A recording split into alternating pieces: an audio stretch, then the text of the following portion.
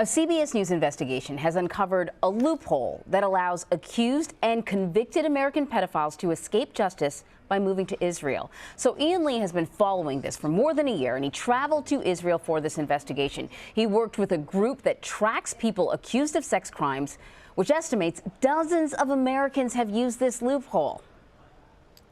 So, he's 6'2". We are on a stakeout looking for this man, Jimmy Julius Karow, 48 years old and wanted on charges of sexually assaulting a 9-year-old girl in Oregon back in 2000 and a 5-year-old girl in Israel in 2001. He's considered dangerous.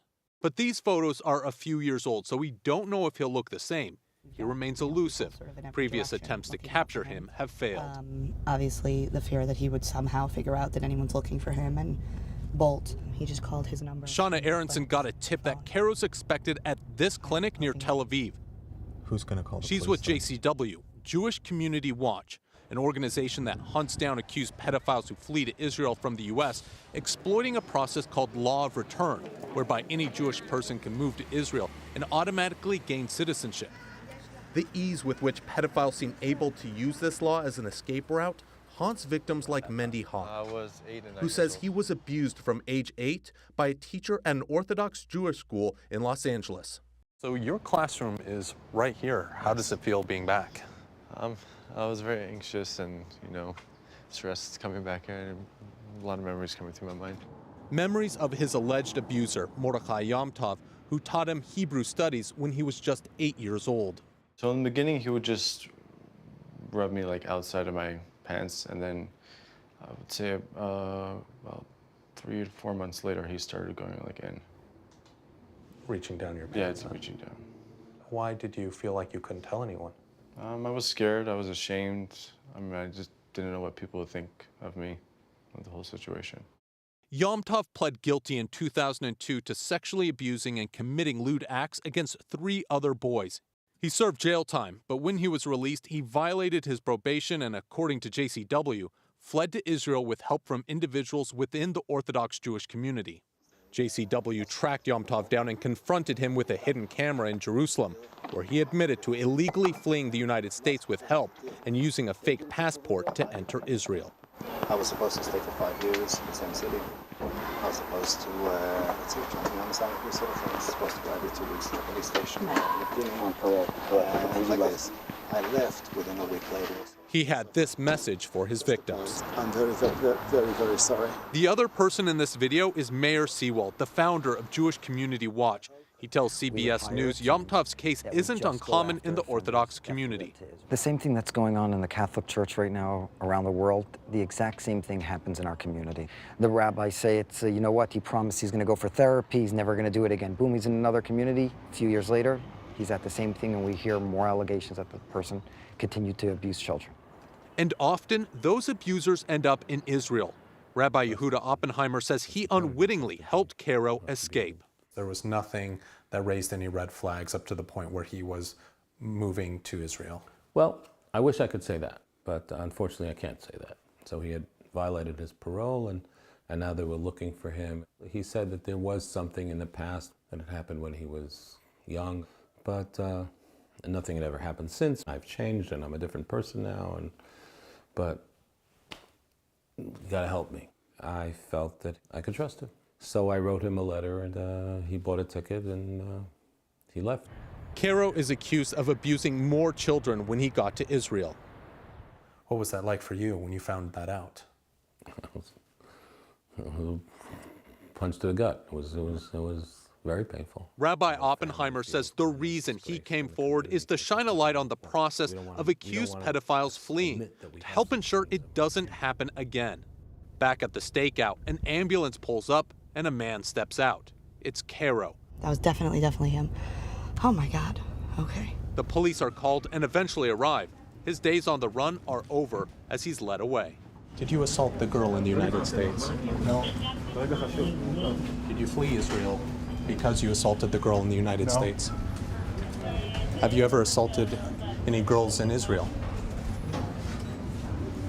Do you know that you're wanted by Interpol? Yeah. There's relief as police escort him to their car. This marks the end to a months-long manhunt. Oh my gosh! Can I give you a hug? I have something I need to tell you. Yeah. Okay. We found him, and he was just arrested. What? He was just arrested. Thank you. Wow. Oh my gosh. Amuna, not her real name, is the person on the other end of the line. She was a little girl when Karow entered her life. I was 4 or 5 years old. My mother was on bed rest. My father's a rabbi, so he wasn't really home. He used to come to our house. We used to play games, and then it became sexual. I'm going to give you a cookie because you do it so nicely. It's all about the cookie. It's all about lying, and it's all about being so evil to a little child.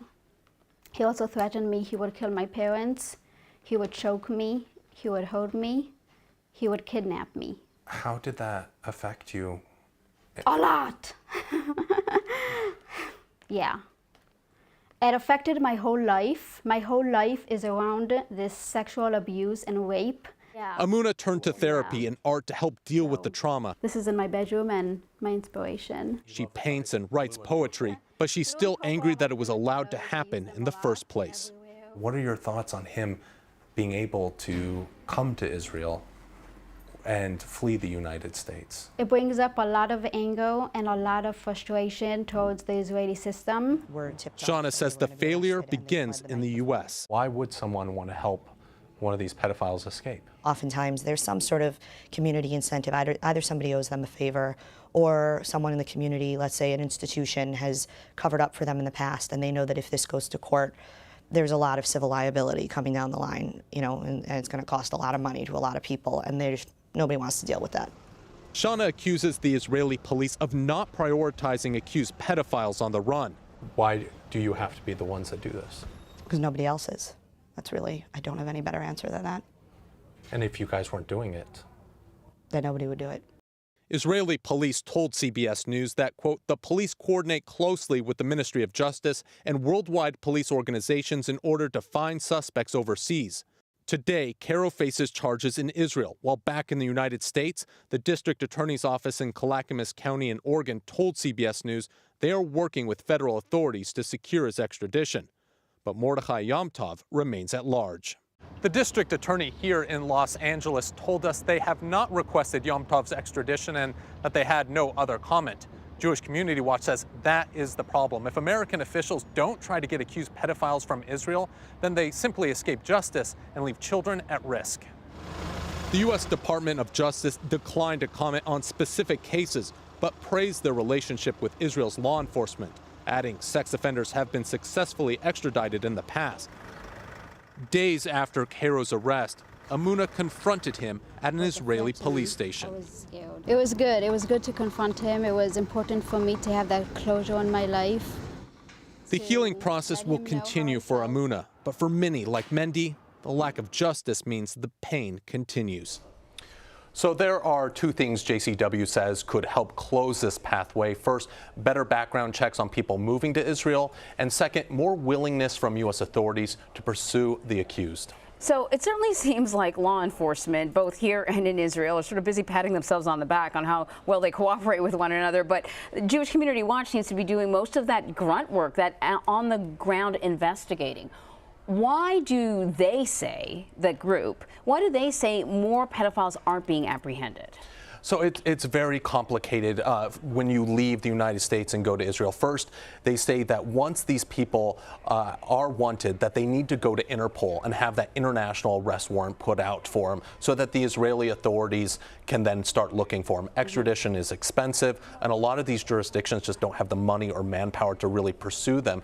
And then when you get to the Israeli side, JCW says that they need to be doing more background checks on these people. Sometimes a simple Google search will bring up, especially if it's an Interpol arrest warrant, will bring that up, and so that they can then know this person is dangerous, they should not be let in, or if there is an arrest warrant out for them, that they need to go and pick them up. And JCW says that there just isn't the priority to go and pick these people up, that the police don't have the resources there to go and look for these people as well. So it really does fall on JCW to track them from the United States to to Israel. That's unbelievable.